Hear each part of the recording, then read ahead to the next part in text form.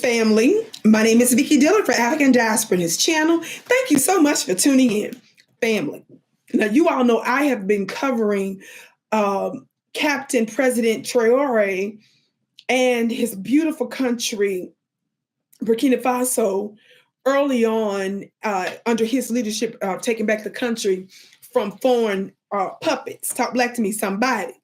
Well, family, I came across this article, and this piece I'm reading from now is actually from the Human Rights Watch print publication, which sounds like a totally distorted piece that I was reading. But this just came out stating Burkina Faso expels senior UN official following critical report. Secretary General's report documents increasing abuses against children. Now, of course, this is a white lady named Ilaria Alagrosi. Maybe it should be Alagrosi, but I'm gonna leave that alone. That's my Mississippi making a joke. Maybe that should be her name, but anyway, she's the one that wrote this piece. Now, of course, the first thing that you see is this black face that's there of this senior UN regional coordinator by the name of Carol Flore Smerexniak. Family, we just gonna bless my pronunciation. Let's focus on the big stuff. We do articles here so that you can see the spelling and have other receipts so that you can Google and research and do other stuff that you need to do. Talk black to me, somebody. It says to verify the name, okay? Earlier this week, Burkina Faso's junta, it says, I don't like the fact that they keep using the word junta, but we're going to keep it moving.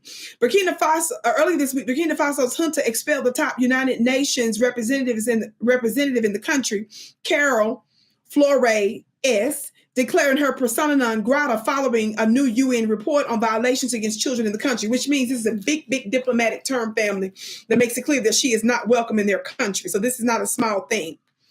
It says that she's the second senior UN official to be expelled. Because the previous one was expelled, I think, in 2022, but I'm going to move to this part of the article. The junta spokesperson accused Flore Smerexniak of helping draft the April report, which documents the impact of Burkina Faso's armed conflict on children.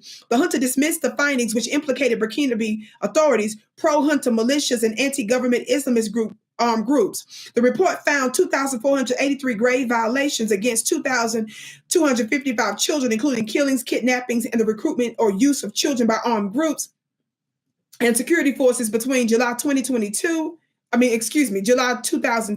and June 2024. We're going to stop right here, family. I want you to keep this in mind because these are coming from so-called official authoritative groups and organizations. Like I said, I'm reading here from the Human Rights Watch. Of course, that's just a little bit of the article, but I just wanted to kind of give you a little bit of taste of how they're covering this. Now I want you to watch this very, very, very brief clip coming from what is called here Kate's Diary on some coverage that they're giving on this. Watch this.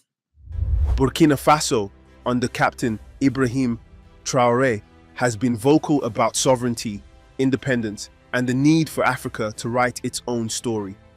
And now, by pushing back against the UN, Burkina Faso is once again saying, we will no longer be passive subjects of global reports. We will speak for ourselves. But let's not lose sight of what's at stake here, the children. Yes, children have tragically been among the victims of Burkina Faso's conflict with armed groups. They have been displaced, recruited by extremists, and caught in the crossfire of battles.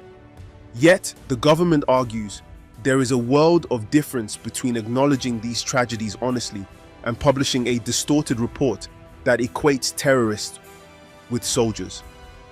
Burkina Faso insists that its defense forces are valiant fighters, men and women sacrificing their lives to shield the nation from chaos.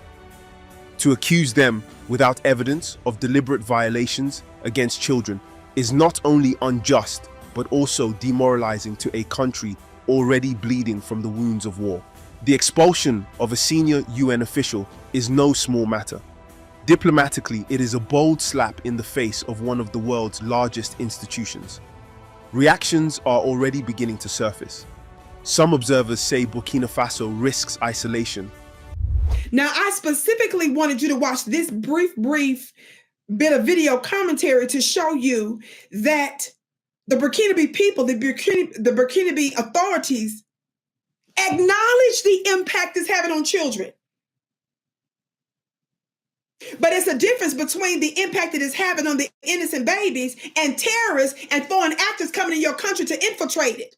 And then conflating the people that's trying to take the country, that's trying to take their country into the right direction, maintaining its prosperity and its sovereignty, and trying to implicate them in it. There's a difference between that. Shout out to the Burkinabe people that understand the power of shaping the truth in their own narratives. How many of you all know that speech governs everything?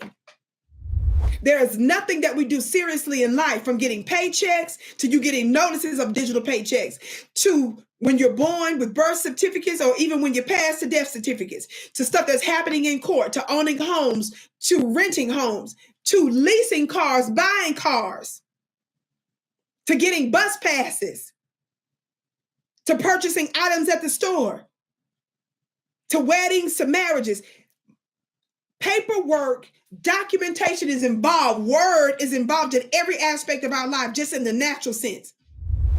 And it certainly means something when it's done in a diplomatic sense, and especially in the context of the United Nations, because that governs how the world treats you and how you're seen and how they treat you now, and the legacy in the future, and the legacy and how you're presented in the future.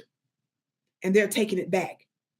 And they're doing what's considered to be right and normal when somebody disrespects and lies and slanders and propagates against them. Shout out to Burkina Faso. Salute to you. I can't wait to hear what you have to say about it below, beloved. Be sure to comment and share this broadcast. It's so very important. There's not a whole lot of Black platforms that's doing what we're doing here. So be sure to support it. Be sure to download the app as well. And also, family, be sure to go to my website at VickiPlanet.com. That's VICKIPlanet.com. I've got a whole lot of yummy things coming up. I have a luxury magazine. I've got an international school. I've got some special academies that's going to be just for men for 60 days, just for women for 90 days. Your life will never be the same. This is about using divine, sacred, spiritual principles, no matter what your religion is, to shape your life, to change your world, and then change the world. If you're interested in that, go to